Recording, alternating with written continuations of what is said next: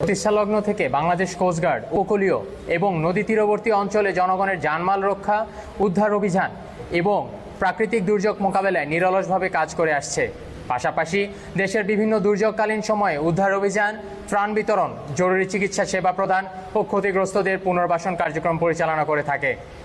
এরই ধারাবাহিকতায় আজ ২৬ জুন ২০২৫ তারিখ সকাল ৯টা থেকে ১১টা পর্যন্ত কোস্টগার্ড বেস ভোলা কর্তৃক তারুণ্যের উৎসব ২০২৫ শীর্ষক দুর্যোগকালীন সময় উদ্ধার অভিযান বিষয়ক কর্মশালা ও জনসচেতনামূলক কার্যক্রম পরিচালনা করা হয়।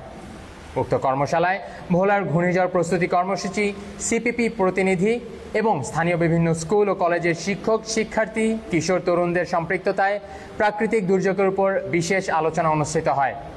বাংলাদেশ কোস্টগার্ড জনগণের জানমাল রক্ষা ও প্রাকৃতিক দুর্যোগ মোকাবেলায় এ ধরনের কর্মশালার মাধ্যমে সচেতনামূলক কার্যক্রম চলমান রেখেছে ও ভবিষ্যতেও অব্যাহত রাখবে।